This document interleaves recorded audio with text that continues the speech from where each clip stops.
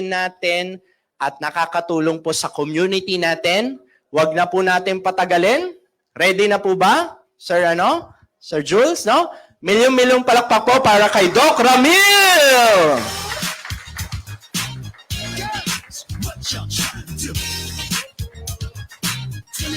Thank you, Doc. Magandang hapon po sa lahat. Kumusta po ang buhay? No? Minsan maraming problema, no? Minsan nakangiti lang tayo pero sa likod may problema, mabigat. No? Kung minsan may mga kamag-anak tayong may sakit, may malalang sakit, kaya kung bakit nasa IAM, umiinom ng barley. So na-introduce na sa inyo yung barley, maganda talaga. At kailangan talaga natin itong barley na to sapagkat hindi ito matutumbasan ng kahit na anong gulay sa buong Pilipinas. No? So nag-play na isang slide. No? So hindi kasi ito matutumbasan ng kahit na anong gulay dito sa Pilipinas. Napakaganda ng barley na introduce na kanina, naririnig ko. Talagang maganda. Kahit po kami, hindi namin ito basta ipapainom sa aming pasyente kung hindi ito maganda. Kasi kung pangit ito at ipinainom namin sa iyo, tita, at may masamang nangyari, kanino ka magagalit?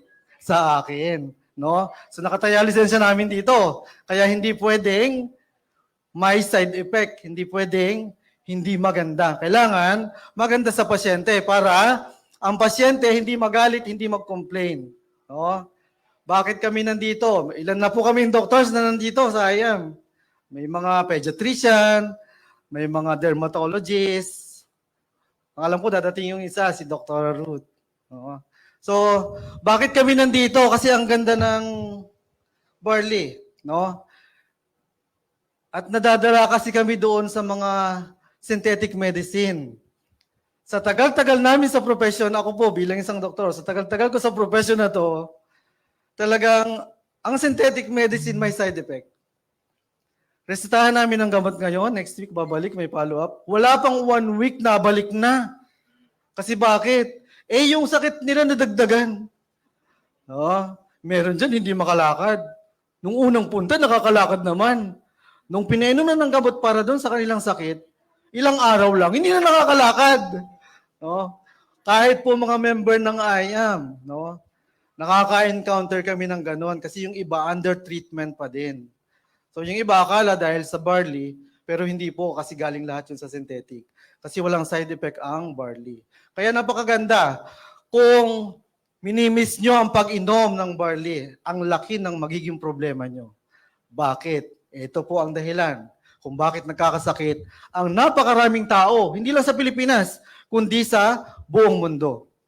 Paano nagsisimula? Minsan, ang diet natin, binabantayan natin yung ating pagkain. Minsan, binabantayan natin yung ating pagkain.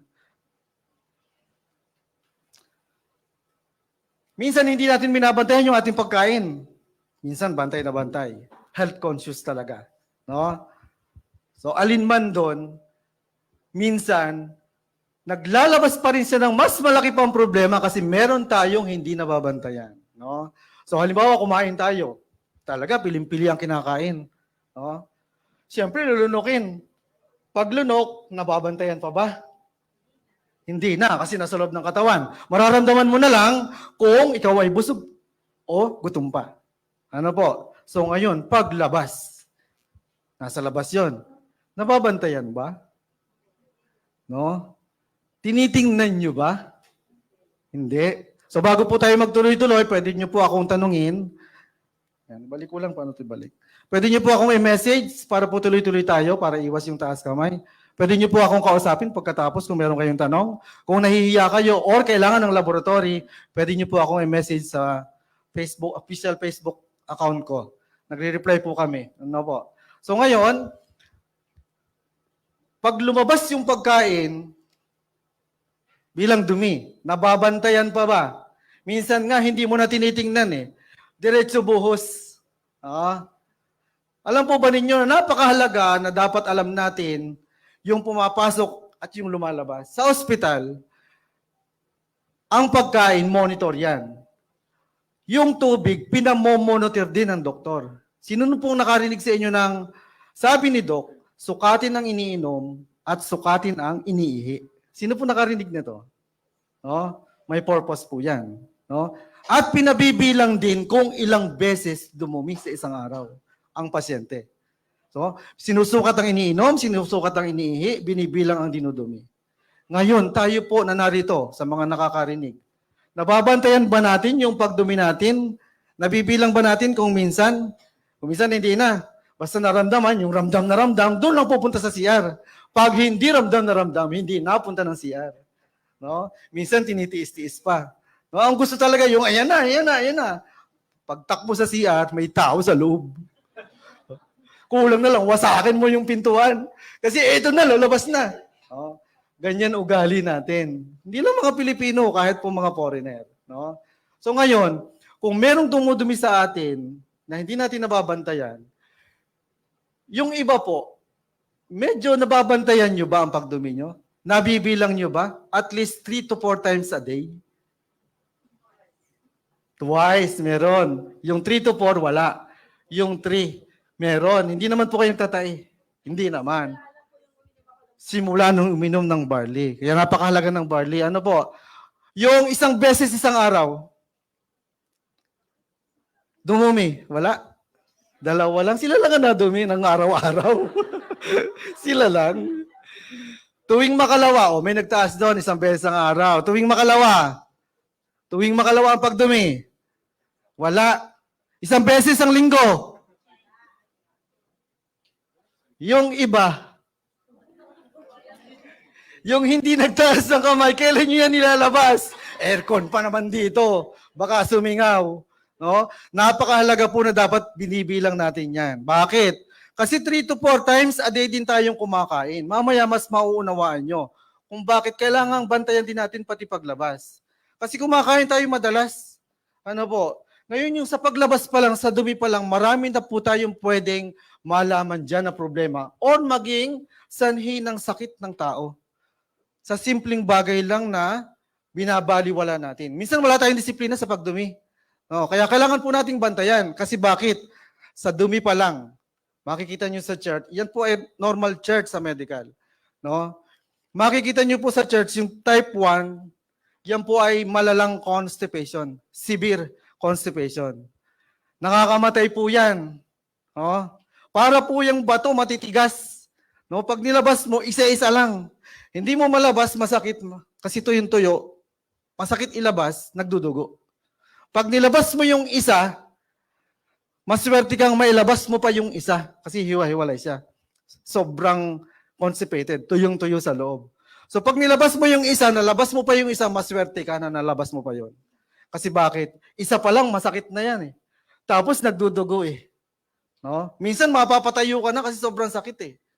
No? Kaya pag tingin mo dun sa bawal, may dugo. Matatakot ka nang pilitin pa. Alam po ninyo, nakakamatay po yan. May isang sikat na celebrity na namatay dyan. Huwag lang po kayong malilito ha. Huwag po kayong magkakamali ng pagkakaintindi. Hindi po yan namamana. No? Hindi po namamana ang constipation. Ito po ay sariling disiplina. So meron na po namatay dito ng 1 taon lang. No? Kilala niyo po ang anak ng King of Rock and Roll? Anak ni Elvis Presley? Kamamatay lang po nito ng 1 taon. Si Lisa Marie Presley. No? So pag ni-research niyo po yan, ang kanyang kinamatay galing sa fecal obstruction. Ibig sabihin nun, pagbara ng dumi. No? Nilabas yung isa, hindi na mailabas yung iba. Parang panel, alam po rin yung budo. Maglagay ka ng Jolen, bilog-bilog, madulas pa yon. Maglagay ka ng Jolen, ilan lang ang lulusot? Yung iba nakabara na. Pero madulas yung Jolen. Eh yung pinag-uusapan natin, dry, matigas, magaspang. Oh, so nakakamatay kasi bakit? Sa sobrang sakit ba naman ng tiyan mo, parang sasabog. Halos di mo na makayanan. So nakakamatay. Yun pong type 2, yan ay moderate constipated. Isang buo, matigas, magaspang. Oh, mahirap talagang ilabas. Kung minsan ginagamitan na ng suppository. Merong pang matanda na suppository, may suppository na pang bata. No? Narinig niyo ba yung suppository? Pag hindi madumi, pupunta sa butika, may isasaksak sa puwet. Oh. So, ginagamitan ng suppository. Kung minsan hindi kaya yan. Kasi ang laki, lalo sa matatanda, ang laki isang buo. Pag nilabas mo, pipilitin mo siyang iiri talaga. No? Dahil sobrang sakit, pipigilan mo ang sarili mo. Hindi mo yan pwedeng putulin. Kasi bakit? Kahit putulin mo siya ng kamay, no? Sarili mo naman yun. Kasi natatakot ka, nasa loob ka ng CR, mag-isa ka lang naman. Pinutol mo ng kamay. Yung buo na natitira, nandudun pa din. Masakit po yun. No? At nakakamatay din po yan. Hindi po ito namamanaw. Kayo magkakamali ng pagkaintindi. At ang isa na po sa pinakasikat na namatay dito, ang King of Rock and Roll, Elvis Presley. Hindi po yan namamana. Disiplina po ito sa sarili. No? So ano po nangyari sa kanya? August 14, nag-complain siya ng severe constipated. Talagang hindi daw siya madumi. Ilang araw na. So, August 14, nag-complain siya ng constipation. Then, August 16, nakita siyang patay sa loob ng CR. Nakasubsob. Paano nangyari yon? No, may autopsy na kasi yon.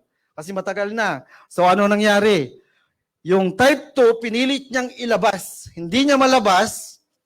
Siyempre, masakit ang tiyan niya. Pipilitin niyang ilabas kasi nandun na yung dulo. Nalabas niya na. So, pinilit niyang ilabas, nagkaroon ng compression sa abdominal aorta. Yung pong daluyan ng dugo papunta sa puso. So, nagkulang sa dugo ang puso. Nag-collapse si puso na heart attack. No, kaya nakita siya kasusub sa CR, sa harap ng inidoro. Alam po ninyo yung type 2, kailan lang? Kaya lang wala pang autopsy. No? Isang Korean actress, singer. Kailan lang? Wala pa isang linggo. Kilala niyo po si Park Buram. No?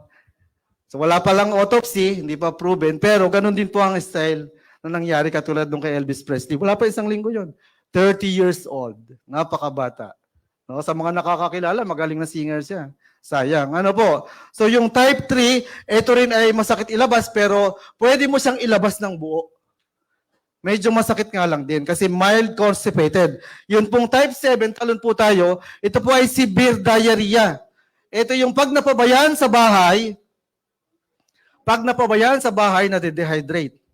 Pag sinugod sa ospital, pilit sinosurvive. No? Nire-rehydrate. Pero kadalasan po ito, namamatay. May pamamaga din sa loob ng bituka. Yung type 6, ito ay moderate diarrhea. May pamamaga din sa loob ng bituka. No? Kaya kung bakit ang mga doktor, pag may masakit sa tiyan, kadalasan kumukuha ng sample. No? Kasi maraming nakikitang sakit sa dumi pa lang. Yung type 5, ito yung pag may nakain ka, hindi hiyang sa tiyan mo, sumakit ang tiyan mo, nung dinumi mo, nawala ang sakit ng tiyan. No? Yung type 4, ito po ang normal. No? Isang labas lang, in 5 minutes, dapat tapos na. Nalabas mo na lahat.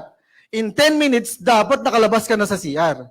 Ngayon, kung nagdadala ka ng cellphone habang dumudumi ka, may problema ka.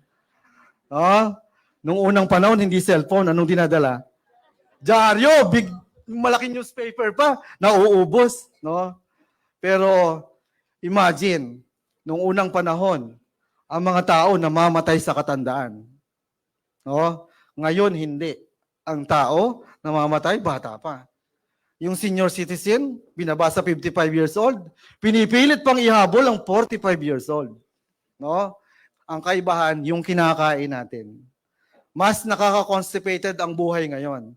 Dagdag pa yung mga problema sa bahay. Stress, yan, cause ng constipation yan. O, dagdag pa yan. Yung mga problema sa bahay, huwag nyo nang piliting intindihin. Kasi yung problema nyo, in-stress yung sarili nyo, mauwi sa depression. No? Kung makayanan nyo, okay. Kung hindi nakakayanan, yung iba nagpapakamatay. Nauuwi sa anxiety. Ang malaking problema, alam nyo ba, meron akong kilalang isang tao. Gusto nyo makilala? Mayroon akong kilalang isang tao na ang anxiety para sa kanya ay happiness. Masaya ang happiness. Ang anxiety para sa kanya. No? Isa itong Bisaya na namasukan kasambahay. No? Kwento ko lang po, namasukan siya ng kasambahay.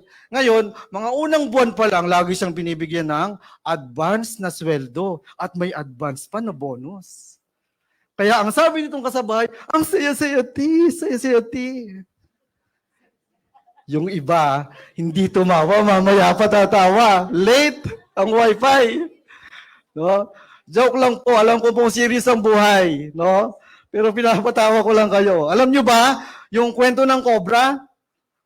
Kwento ng cobra. Alam niyo yon? May dalawang cobra. Gusto niyo marinig? May dalawang cobra, batang cobra. First time lumabas sa lungga. Oh. Sabi no, alam na niya ate. Sabi ng isang cobra, natatakot akong lumabas. First time kong lumabas. Sabi niya. Sabi naman ng isang cobra, bakit ka matatakot lumabas? Makamandag kaya tayo. Sabi niya. Oh, sabi naman ng isang cobra, natatakot. Yun nga eh. Talagang natatakot talaga akong lumabas. Sabi naman ng isang cobra, huwag kang matakot lumabas, makamandag nga tayo eh. Sabi nung natatakot na cobra, yun nga talaga ang kinakatakot ko kasi kanina nakagat ko ang dila ko. Yung iba hindi pa rin tumawa, nakikinig po ba kayo? Inaalam ko lang kung nakikinig kayo. Kasi makinig po kayong mabuti.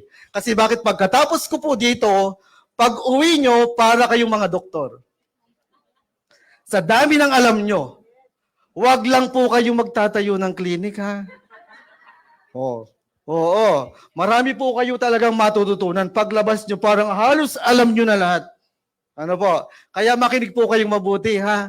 Kaya lang ako nag-joke, tinitingnan ko lang kung hanggang dulo nakikinig. Ngayon, yun pong type 4, yan po ang normal. Pag nilabas, 5 minutes. 10 minutes, wala na sa CR, nakalabas na. Pag tiningnan nyo yung dumi, huwag po kayong mahihiya. Sa inyo naman yon.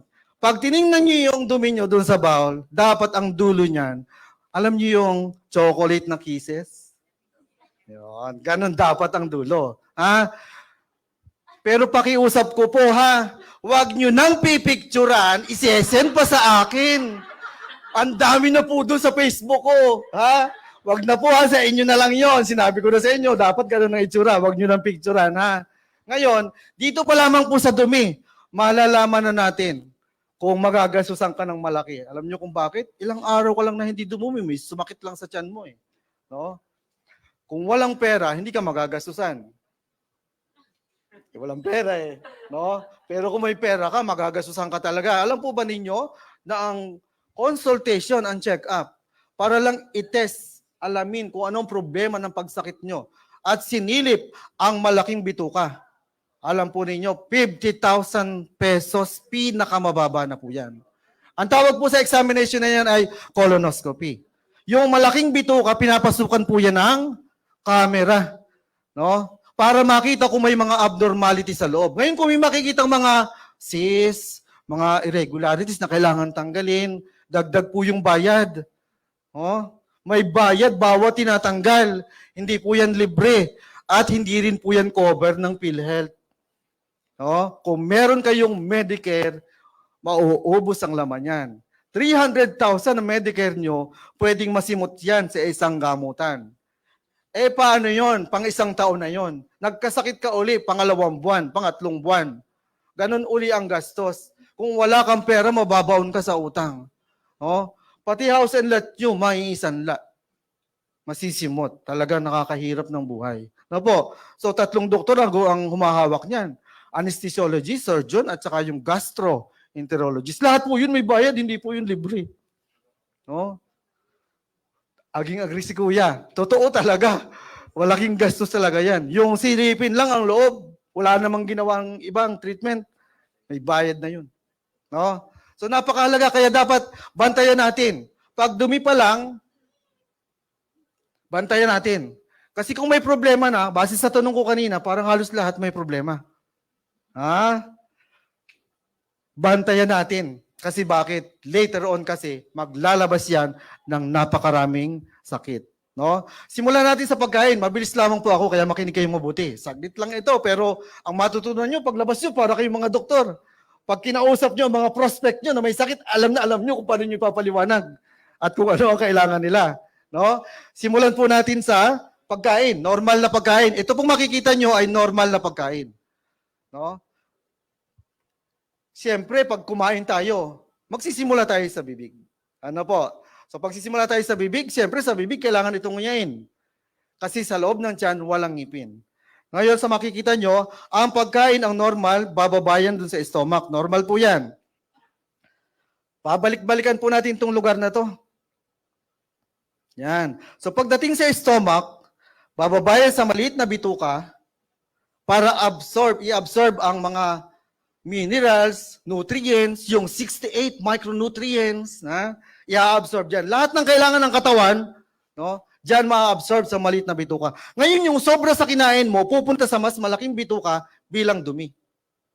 Oh, bilang dumi, para mas magkaintindihan po tayo. Yan na po yung tae. Ano po? So magta-travel po yan dyan. Ang tawag po namin sa bawat paggalaw na yan, peristalsis movement.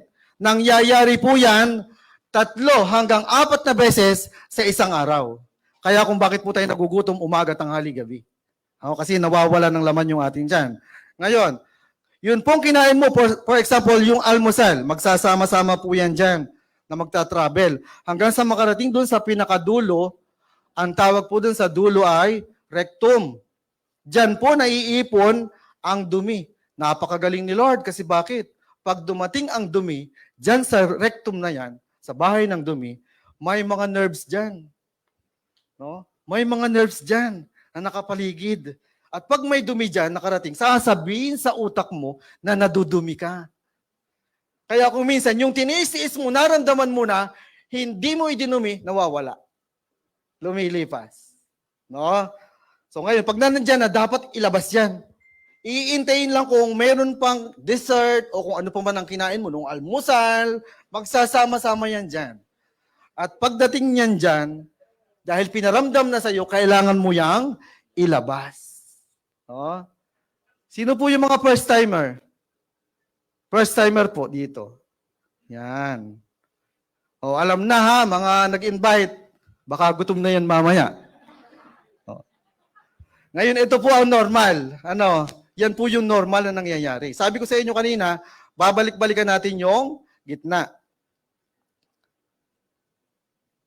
Yan. Ito po ang gitna. Involved na po rito ang mas maraming internal organ.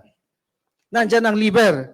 Nandyan ang gallbladder, nandyan ang stomach, nandyan ang pancreas sa bandang ilalim ng stomach, nandyan ang spleen sa gilid ng stomach. So ngayon, pagbaba ng pagkain sa loob, ang stomach maglalabas siya ng mga acid.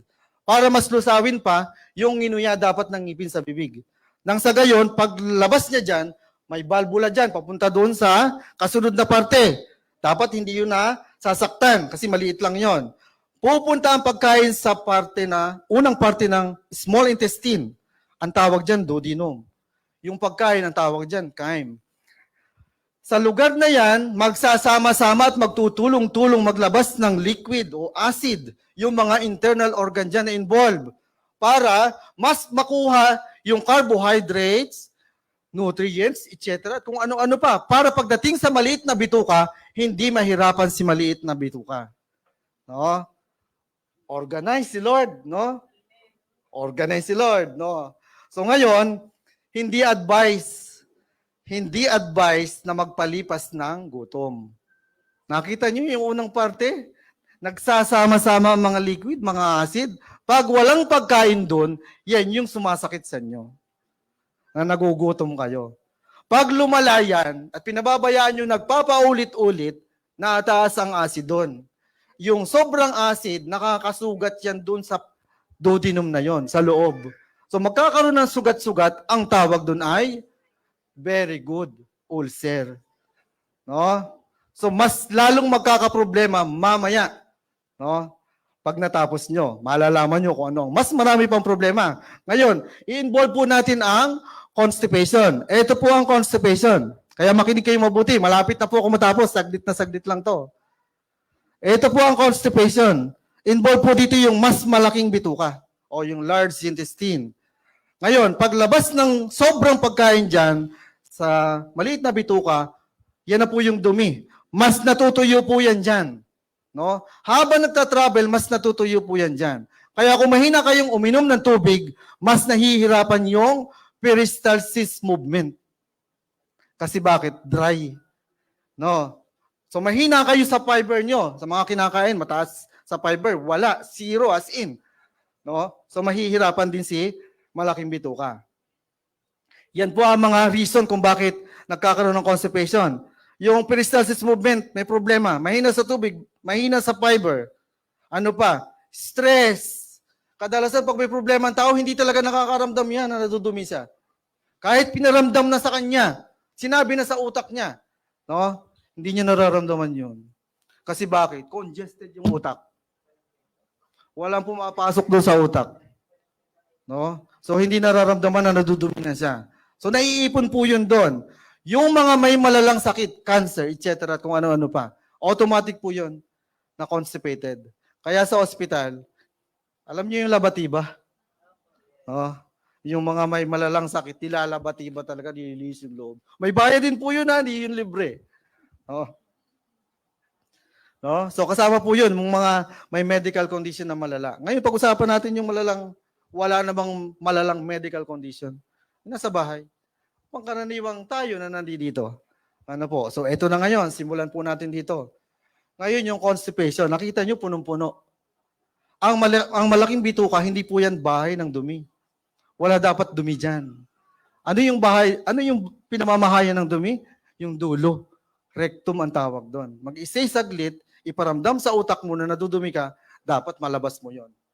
Hindi dapat umaabot dyan sa malaking bituka, yung colon. O ngayon, eto, puno na, constipated na. Doon sa dulo, kasi hindi nyo nilabas. Dapat kasi, 3 to 4 times a day, naglalabas kayo. No? So, hindi nyo nalabas. Yung dulo, nandun na sa butas. Nakasarado man, pero natutuyo siya. Lalo. Kasi bakit? Nahahanginan na siya. So, mas natutuyo yung dulo. Mas nadadry. Kaya kung minsan, pag dinumi mo, yung dulo, yung unang labas, sobrang sakit. No? Nararanasan po ba? Minsan, yung dulo lang, yung una lang, sobrang sakit. Parang pinupunit yung puwit. No? Kasi bakit? Sobrang dry yung dulo. Mahirap talaga ilabas. Ngayon, hindi na-address yung problema. No? Hindi na-address yung problema, pinababayaan nyo. Narinig nyo na nga yung barley. Pinababayaan nyo pa din. No? Nagpo-promote kayo ng barley, pero kayo hindi kayo umiinom. Oh. Ha? O ngayon, yung dulo. Nilabas nyo, matigas yung dulo. Oh. Masakit. Nagsusugat. Oh. Minsan, nagdudugo. Kinabukasan, matatakot kayong dumumi. Kasi bakit may dugo? Ito ngayon. Meron tayong autoimmune. Sariling laban, ibig sabihin. Meron tayong autoimmune system sa katawan. Sariling laban, ibig sabihin. Anong ibig kong sabihin? Minsan nasusugatan tayo. Wala ka namang ginawa, pero gumaling. Tama?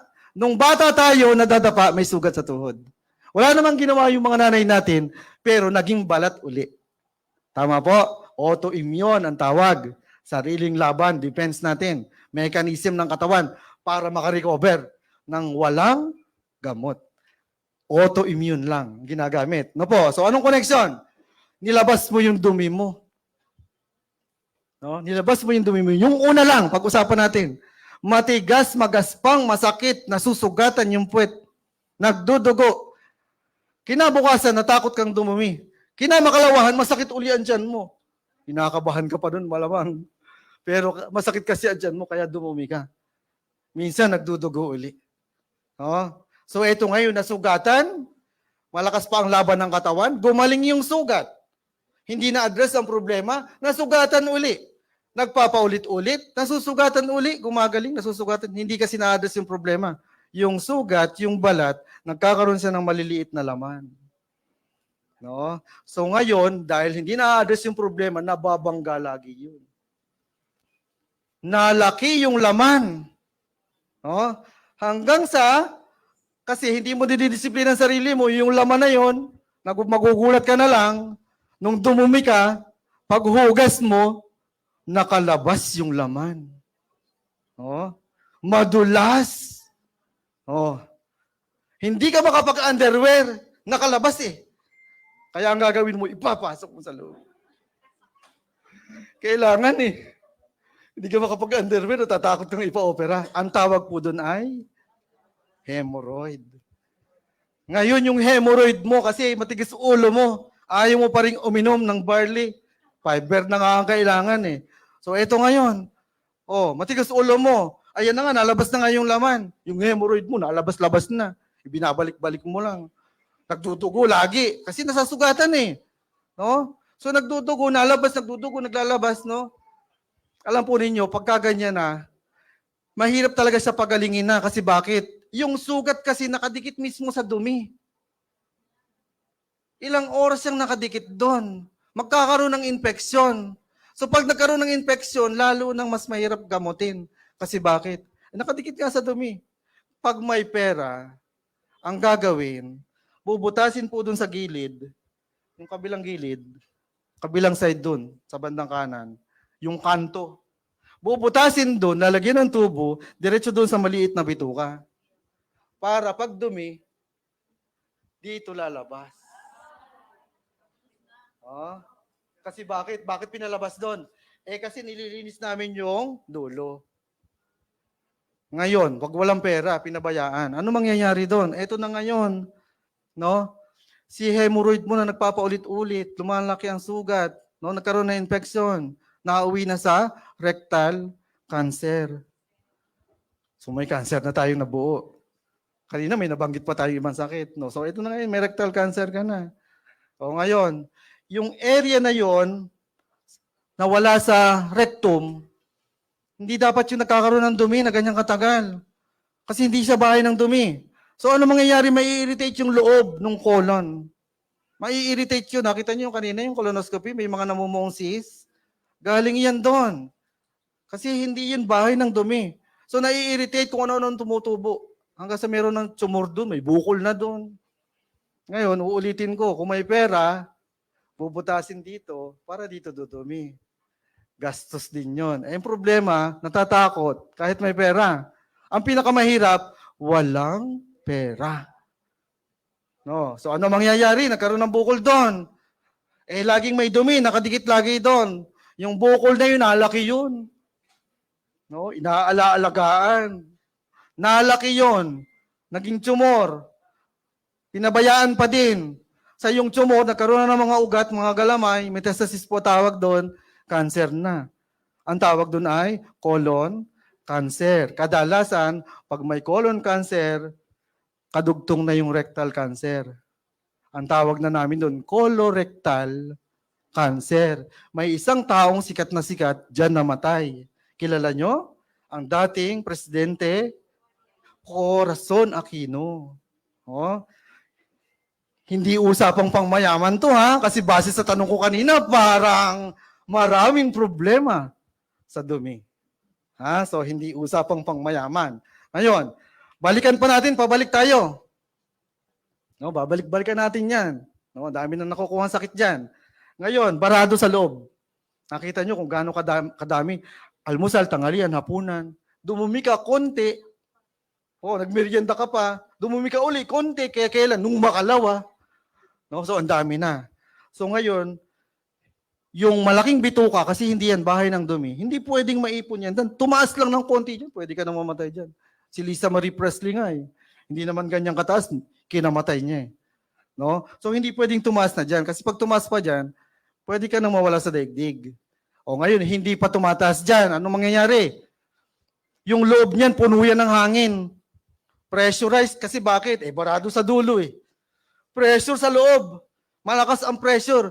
Ngayon, yung mga pagkain na nandun sa maliit na bituka, yung sobra doon na hindi kailangan ng katawan, hindi makalabas. Kasi bakit? Yung loob ng malaking bituka, puno ng pressure.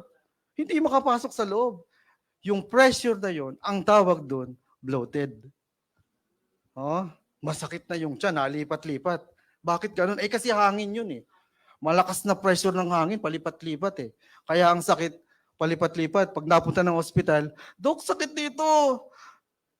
Nung tumagilid, Dok, dito na. Nakakalipat yung hangin. Malakas talaga nun, parang sasabugan dyan. No? So minsan nakakamatay talaga, sobrang bloated na. No? So ngayon, pabalik ulit tayo. Yung area ng maliit na bituka, small intestine, puno ng pagkain. Kasi bakit? Hindi makapasok. Hindi makapunta yung sobra. Yung hindi na kailangan ng katawan, nandun sa maliit na bituka. No? Nahihirapang ilabas. So ano ang nangyayari? Ito, balikan paulit natin pabalik. Naalala nyo yung duodenum na naglalabas ng nagsasama-sama ng liquid. So ito ngayon. No? Nagsasama-sama ang liquid. Hindi makababa. Kasi bakit? Congested yung maliit na bituka ng pagkain. So nahihirapan akong bumaba o mabagal ang pagbaba. So ano nangyayari ngayon? Nataas ang acid dun sa duodenum. No? Kung nagpapaulit-ulit, nagkakaroon nga ng ulcer. Eto ngayon, maswerte kang, hindi ka nagka-ulcer. Nalabas ngayon yung acid, nabalik dun sa stomach. May acid din dun. So nataas na ngayon ang acid dun sa stomach. Nasakit na ang mga gilid-gilid mo. Hanggang sa nakakaramdam ka ng parang mainit na. Kasi bakit? Naaakyat yung acid. Mainit na. Sa gitna, parang aatakihin sa puso. No? Ang tawag dun ay very good. Heartburn. No? Pinabayaan pa din, hindi pa rin na-address si constipated. Si heartburn, ayan, tumataas-taas na. Pagising mo sa umaga, maasim-asim. Nararanasan? Maasim-asim. Lalo kasi yung buong overnight na gabi, wala ka namang kinain. Dadagdag mo pa yon na nataas ang acid, maasim talaga sa umaga. Pag lumala, pag tumindi pa ang acid, eto na, isusuka mo na yan. Yung unang suka, masakit. Kasi galing pa dun sa pinakaloob-looban. Oh? So isusuka mo na yan. Dahil hindi na-address ang problema, magpapaulit-ulit lang yan kahit uminom ka ng omeprazole. Sabi ni Doc, inom ka ng omeprazole. Uminom ka ng mga antacid. No? Makukontrol lang. Pero magpapaulit-ulit yan. Hindi yan mawawala sa'yo. Kasi bakit? Hindi na-address yung totoong problema. No? So ito na ngayon, nagpapaulit-ulit na yung suka mo. Tumatagal na. Ang tawag na doon ay GERD, gastroesophageal reflux disease. Oh, so may natututunan? No, maraming natututunan. Ngayon, balik tayo doon sa duodenum. Mahina ang flow. Kasi bakit? Hindi makababa. Congested yung maliit na bituka. Anong naiipon? Acid. Kung saan galing na organ. So mahina ang flow. Pag-usapan natin yung gallbladder kasi kadalasan dito maraming problema. Ang isang tubo ng tubig, pag mahina ang daloy, mabagal ang daloy, maraming namumuo sa loob, tama? Yung gallbladder, may nilalabas yung liquid. Dahil mahina ang flow, may namumuo sa loob. Minsan nagbibigay na ng sakit. Pag tiningnan sa ultrasound, sasabihin, luminous parang buhangin. I-start na po yan ng gallstone. At hindi pa rin napabayaan, nalaki yun. Pag lumaki yung gallstone mo, pwedeng isa, dalawa o tatlo. Pag tatlo, nag-uuntugan. Pag nag-uuntugan, masakit.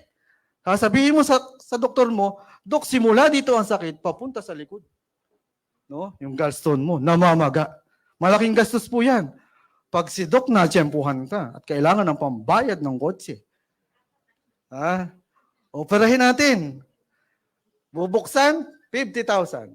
Hindi bubuksan, bubutasin lang ng tatlo. Laparoscopy ang tawag. No? 100K. Gastos na maliwanag. Tama? Dahil lang sa simpleng constipation. Binabaliwala. Ngayon, kung may namumuong stone doon sa gallstone, walang pinag-iba yan doon sa liver. May namumuo din doon. Kasi bakit? May mga flow kasi na mabagal. No? So, ito ngayon. Balikan natin yung small intestine. Ito na ngayon, mas maraming problema. Sino po ang may maintenance dito? Iniinom na gamot. Araw-araw. Meron. Ilan po iniinom nyo? 7! Wow! Ikaw po, nanay. 2. Meron sa hypertension. Ikaw din po. Blood sugar. Na heart attack na. O ito ha, pag-usapan natin sila. Okay lang po ba? Pag-usapan natin yung problema nyo. Hindi po ikaw yung problema. Para mas maintindihan ng madami. Ito ngayon. Yung pong iniinom nyo ay amlodipine, mataas kasi BP nyo. Ano po? Ang sabi ni Doc, iinumin araw-araw. Tama po? Hanggang kailan? Nakakalungkot. Ano po? May ginagastusan na gamot, pero hindi gumagaling. Di po ba masarap gumastos kung gagaling? At hindi maglalabas ng maraming sakit. Alam po nun yung unang panahon, ito marami ritong siguro matagal nang nabubuhay sa daigdig. Nung unang panahon, wala akong naririnig na dialysis. Tama po ba? Ang tao namamatay sa katandaan. Hindi sa kung ano-anong sakit. Lalong hindi sa dialysis. No? So ito ngayon, para mas maintindihan nyo. puno ng pagkain yung maliit na bituka. No. Sabi ni Doc, inumin mo itong gamot mo, maintenance na taas kasi ang BP mo. No? Bawasan ng kanin, bawasan ng maalat, bawasan ng mamantika. Sinusunod naman po, tama? Kasi kung hindi nyo susundin, parang ayaw nyo nang mabuhay. Kaya susundin. Ano po?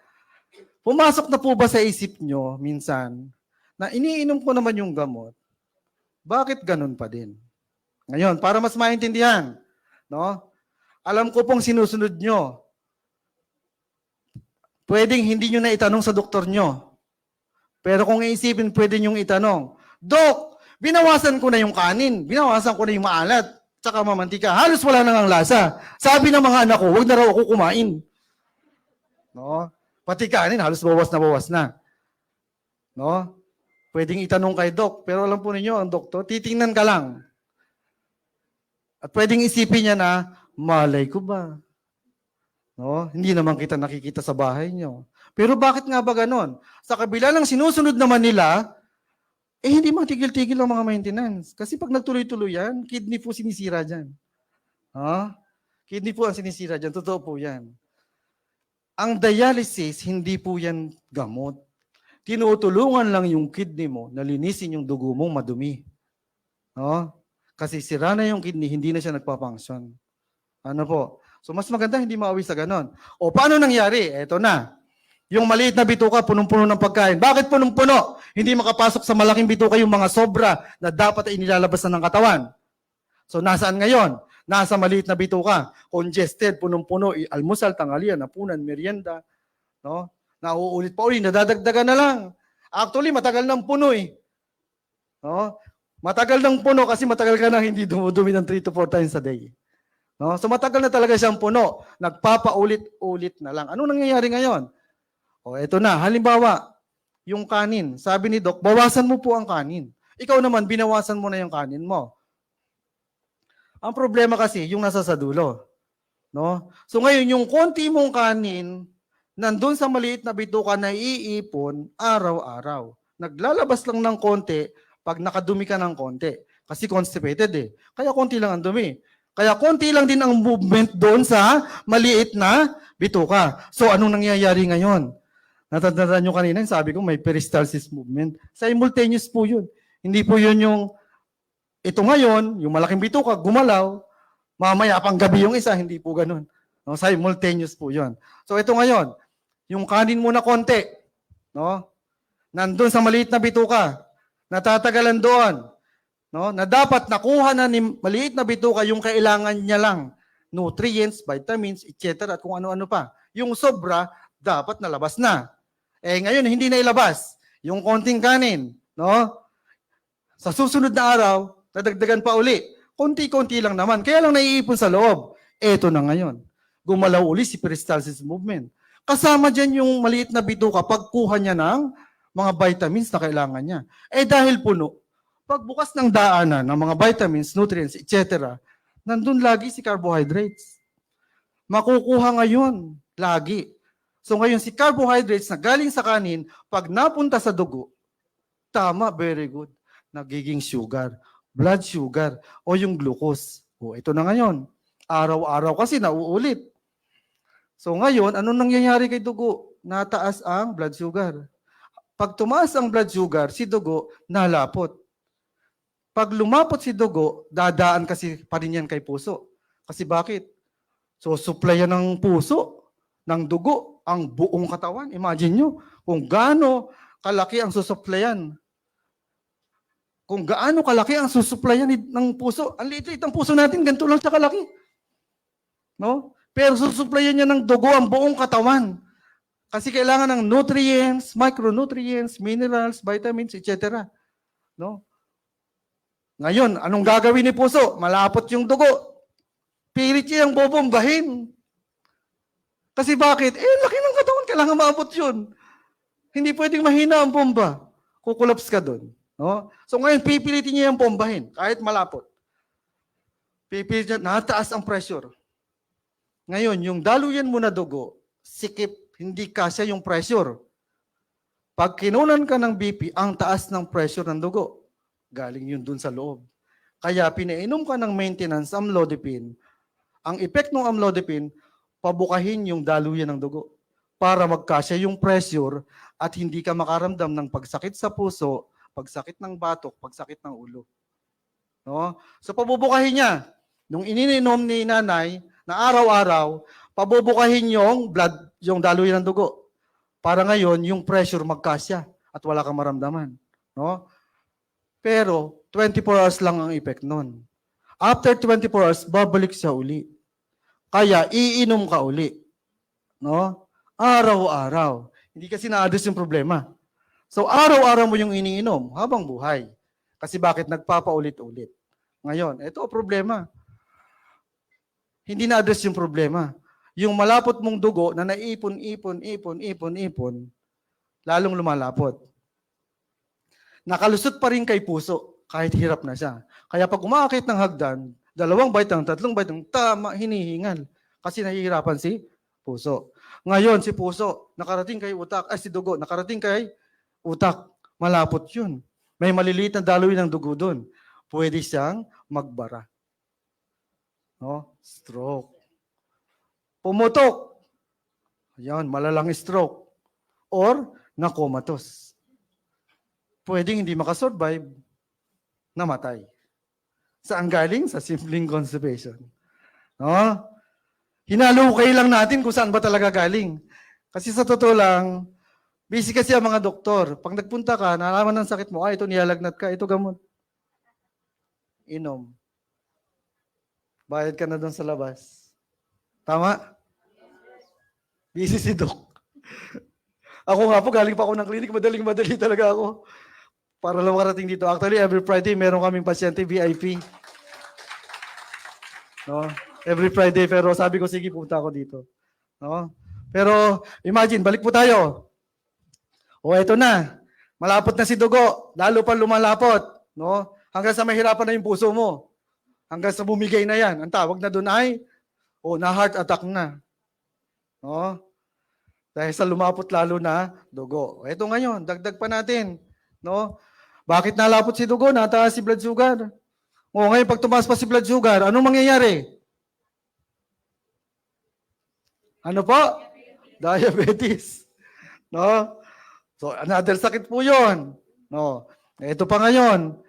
Sa sobrang dumi ng dugo mo, kasi hindi lang naman carbohydrates yung nandun sa bituka mo. Yung kunti mong asin, nandun doon din.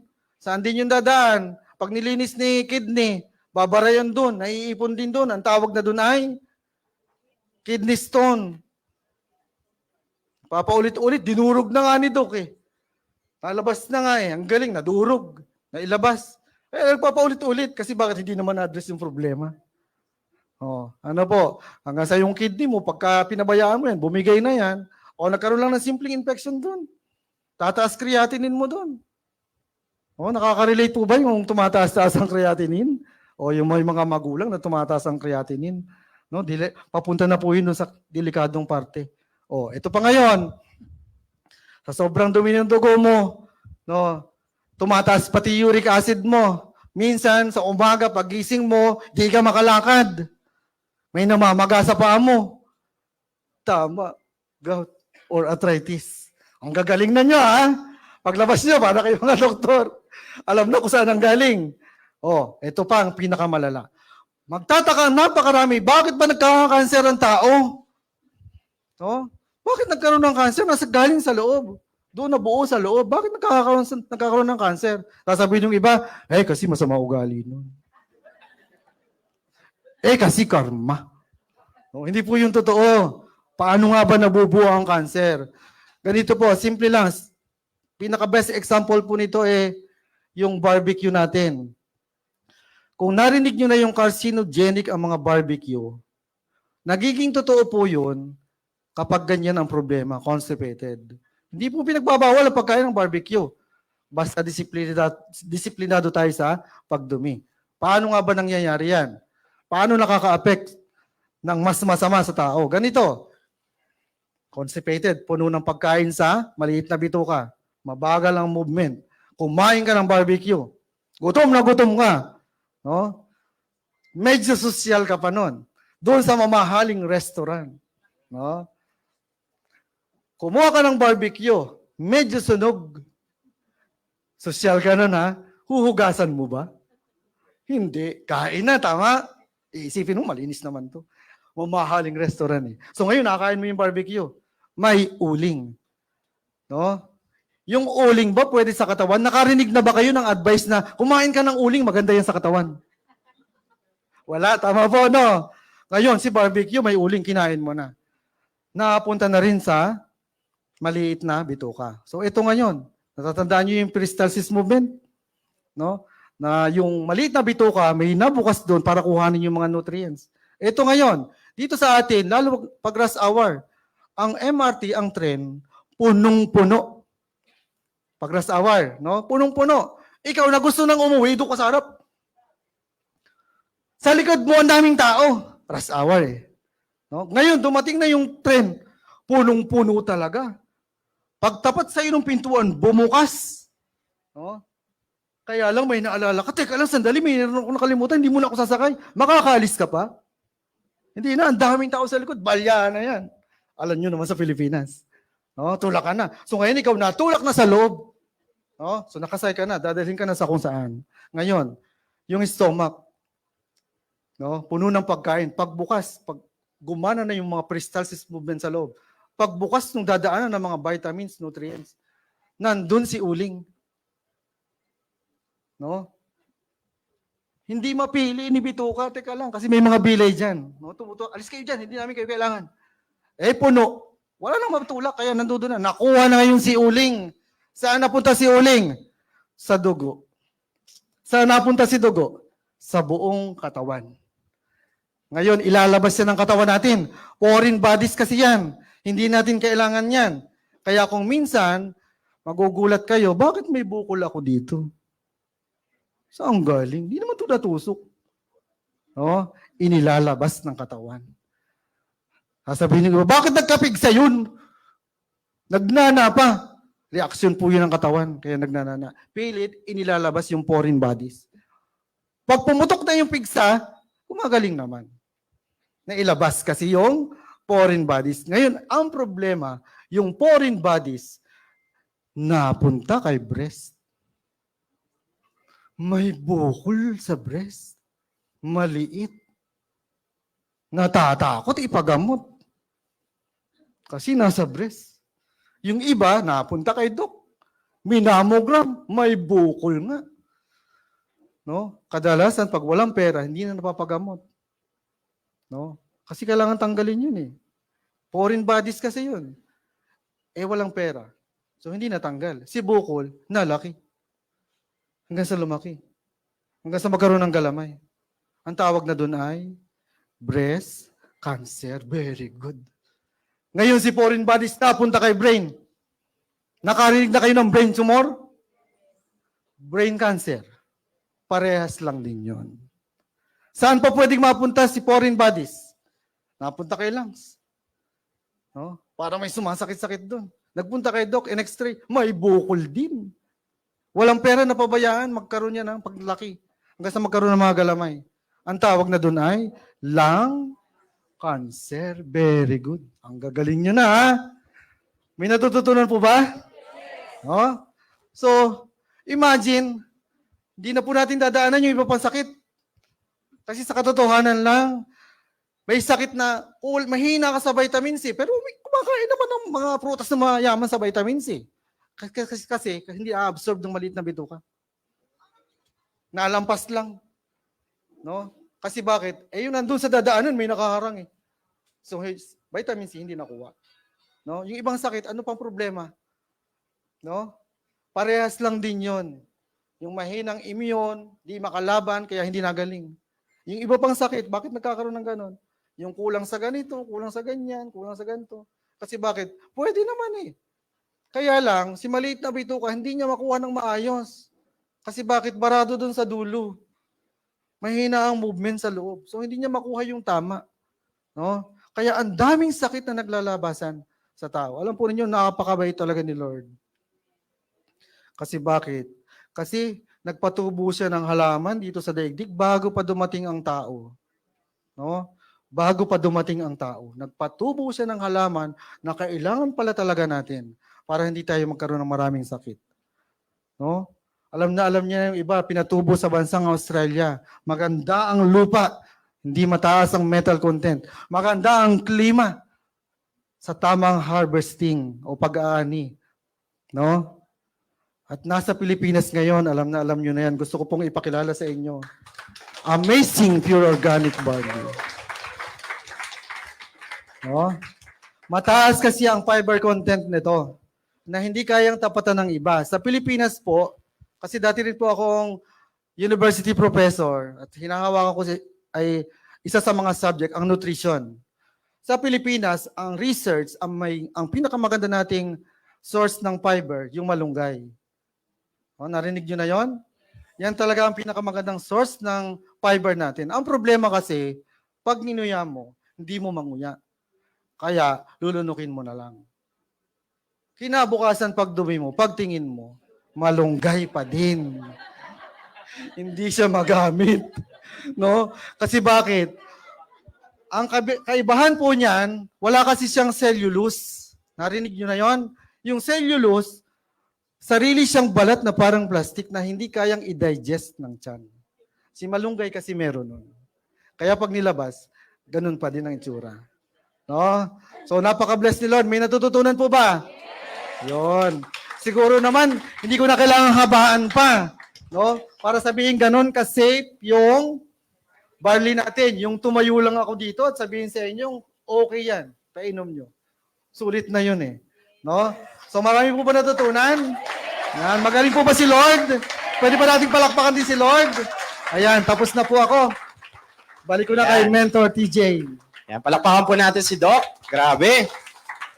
Doc, thank you ha. Dami po namin natutunan. Pakisabi nga po sa katabi mo, mag-barley ka ha.